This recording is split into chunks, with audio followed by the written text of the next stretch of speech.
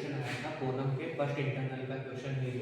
इसमें हमको बोल रहा है कि write an algorithm of Newton Raphson method and find the square root of 12 using the Newton Raphson method.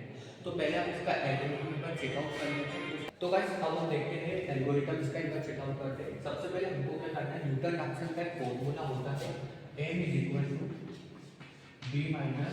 f of b upon f dash of b। अब हमको इसमें ये एक p की वैल्यू फीड करनी है उधर से और एक e जो कि अपना एरर रहेगा, ये डेसिमल रहेगा, किस डेसिमल पॉइंट तक हमको लाना है, देखिए 0.001। देन उसके बाद हम फर्स्ट टाइम फाइंड करेंगे a b - f of b upon f dash of b। Here f dash of b is the differentiation of function, ठीक। फिर आइटरेशन 1 पे काउंट करेंगे, पहले i को 1 से इनिशियलाइज करने के बाद हम लूप चलाएंगे, चेक करेंगे कि अगर f of n की जो वैल्यू निकली है वो ग्रेटर देन e रहती है तब तक हमको ये सब टास्क परफॉर्म करने हैं। अब इस टास्क में हो क्या रहा है, हम i b n और f of n को प्रिंट करवा के m की जो वैल्यू है उस वैल्यू को हम b में डाल देंगे और फिर उसके बाद m को अगेन फाइंड करके हम आइटरेशन 1 से बढ़ा देंगे और ये हमारा एंड ऑफ फाइल है। जैसे हमारा जो f of n की वैल्यू है 0.001 के इक्वल आएगी, वैसे ही हम लूप से बाहर हो जाएगा और हमारा जो लूप आंसर है वो हमारा प्रिंट हो जाएगा और इसी तरीके से हमारी एल्गोरिथम खत्म हो जाएगी। मेन को याद रखना है फॉर्मूला, इस फॉर्मूले के बेसिस पे हम सोल्व करेंगे x² - 12 square root of 12 find करना। तो गाइस हमने अपनी एल्गोरिथम देखी, अब हम इसका क्वेश्चन सोल्व करेंगे कि 12 का स्क्वायर रूट कैसे फाइंड करते हैं। तो हमको पता है इस x² = 12, हमको इस तरीके से कुछ बोल रहा है स्क्वायर रूट ऑफ 12। अब हमारा जो फंक्शन बनेगा वो इस तरीके से बनेगा कि x² - 12 ये हमारा फंक्शन बन चुका है। अब इस फंक्शन का हम सबसे पहले डिफरेंशिएशन निकाल लेंगे which is to be 2x। अब हमने जो बात करी कि b फाइंड करने की, उस b को हम कैसे फाइंड करेंगे, हम ये चेक करेंगे कि इस फंक्शन के अंदर कोई दो ऐसी वैल्यू डालेंगे जिस वैल्यू से हमको पता चले कि ये पॉजिटिव और नेगेटिव में है। तो हम एक f(3) लाइन पे चेक करेंगे। जब हमने f(3) डाला तो यहाँ पर हो गया 3 3 का 9 9 - 12 which is equal to -3 और f(4) चेक करा तो यहाँ पर क्या होगा 4 4 16 - 12 इसमें से हो गया 4।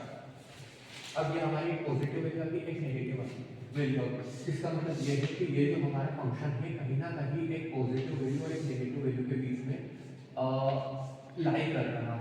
तो ये वो दो पॉइंट आ गए। अब हम जैसे b निकालेंगे तो हमारे b निकालने का फॉर्मूला है b + 4, क्योंकि ये बिल्कुल एग्जैक्ट 3 और 4 के बीच में है तो हमको इसका भी मीन लेना पड़ेगा। इसका मीन जैसे लिया हमने हो गया 4 3 7 2 ये हो गया 3.5 के अराउंड। अब हम जैसे ही इस वैल्यू को फंक्शन के अंदर डालेंगे, m की जो m जैसे पहला वाला m फाइंड करेंगे, m का फॉर्मूला है b - f of b upon f dash of b। जैसे हमने इसमें वैल्यू पुट करी f(m1) में, b की क्या वैल्यू थी 3.5 minus f of 3.5 upon f dash of 3.5।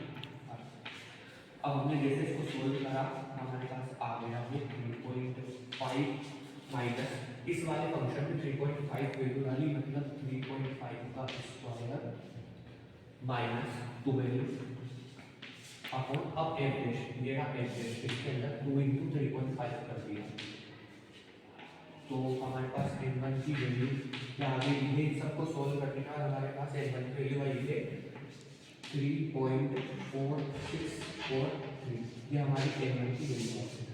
अब हमने क्या बोला था एल्गोरिथम में कि हमको इसको चेक करें, तो जब हम इसको चेक करेंगे f of n1 की वैल्यू पुट करेंगे तो ये क्या है 3.4643 का स्क्वायर माइनस 12। जैसे कि हमने चेक करा तो हमारा आंसर आया है 0.0013 विच इज लेस देन और इक्वल टू 0.0001 बिल्कुल है, इससे कम है तो हमारा यहाँ पर यही एक आंसर होगा। तो हमारे हेंस